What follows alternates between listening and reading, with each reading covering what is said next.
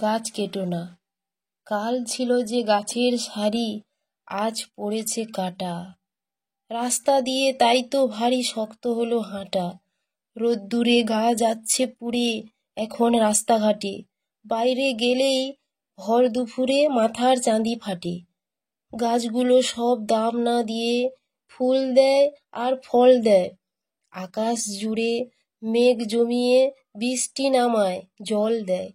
ধসতে দেয় না মৃত্তিকাকে শেকড়গুলোর ফাঁদে।